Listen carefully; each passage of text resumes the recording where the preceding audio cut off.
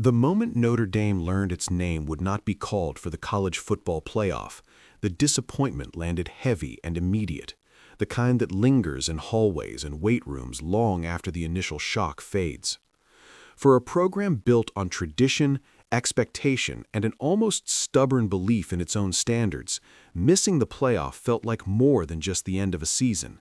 It felt like a missed opportunity to validate months of work, sacrifice, and belief. The decision that followed, opting out of a bowl game entirely, only amplified the sense of finality. There would be no consolation prize, no extra weeks together, no chance to soften the blow. The season ended abruptly, and the silence that followed invited doubt from the outside. Yet inside the walls of the GUG, the story has never been about despair. It has been about perspective, resolve, and what comes next. For Marcus Freeman, the end of the season marked the beginning of a different kind of scrutiny. Almost immediately, his name surfaced in NFL coaching rumors, circulating through league insiders and television panels as professional teams weighed new directions. It was the inevitable tax placed on a young, accomplished head coach who has proven he can win, recruit, and lead on one of the sport's biggest stages. The speculation was loud, persistent, and in some corners, breathless. Freeman, however, never wavered publicly. He spoke with clarity about his commitment to Notre Dame, about unfinished business, about the belief that what they are building in South Bend still has chapters left to write. In an era when college coaches often bolt at the first NFL knock, Freeman's decision to stay resonated deeply within the program. That choice alone sent a message, but it was only the beginning of what has quietly become one of the most impressive off-seasons of Freeman's tenure. The transfer portal, once viewed as a source of frustration for Notre Dame, gradually transformed into an opportunity. The early days were slow, prompting some concern and plenty of noise from outside observers, eager to question whether the Irish were falling behind in the modern arms race of roster building. Freeman and his staff stayed patient, deliberate, and aligned with their vision. Then the momentum came, and when it did, it came fast. Notre Dame emerged as one of the portal's biggest winners, not by chasing headlines, but by identifying players who fit the program's culture and could make an immediate impact on the field. The additions spoke volumes. Former Ohio State wide receivers Quincy Porter and Mylan Graham brought speed, polish, and Big Ten-tested confidence to a receiving room hungry for playmakers.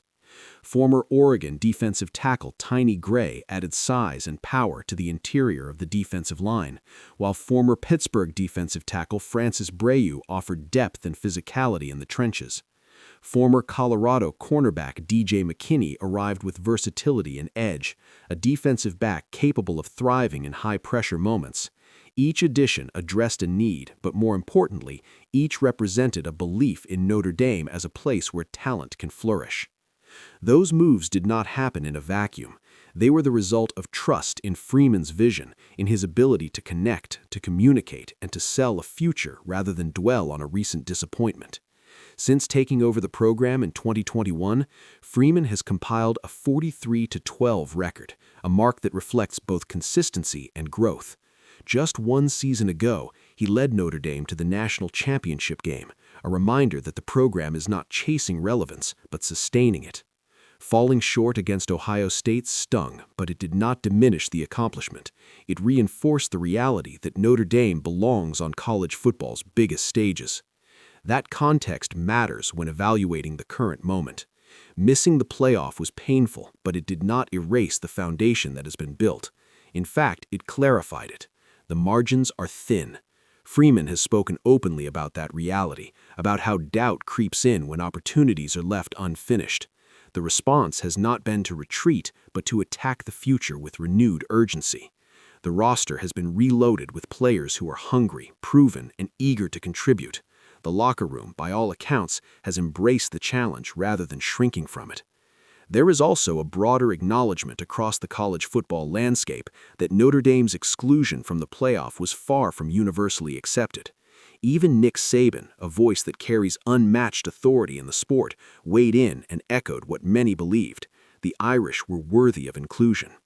That validation does not change the outcome, but it does provide perspective. It confirms that Notre Dame's path was not flawed, only unfinished. The focus now shifts fully to 2026, with a program intent on leaving no doubt this time around. Marcus Freeman's leadership has been central to that mindset. He has never framed the season's end as a failure, but as a lesson, the kind that sharpens rather than softens. He understands the emotional weight of Notre Dame football, the expectations that come with the job, and the scrutiny that never fades. Yet he also understands momentum, how quickly it can be regained, and how powerful belief can be when paired with action. This offseason has been defined by that understanding. There is a quiet confidence surrounding the program now, not loud or boastful, but grounded. It stems from continuity at the top, from a head coach who chose stability over temptation, and from tangible upgrades across the roster. The players arriving through the portal are not saviors, but reinforcements, pieces that fit into a larger puzzle already taking shape. They will have opportunities to contribute immediately, to carve out roles, and to help define the next iteration of Notre Dame football. In the end, the story of this season is not about what Notre Dame missed, but about what it has refused to lose. Pride remains intact, direction remains clear, momentum, briefly paused, has already resumed. Marcus Freeman and the Fighting Irish have every reason to lift their heads, to acknowledge the pain without being defined by it, and to move forward with purpose. College football rarely waits, and neither is Notre Dame. The future is not something they are hoping for. It is something they are actively building, one decision, one addition, and one belief at a time.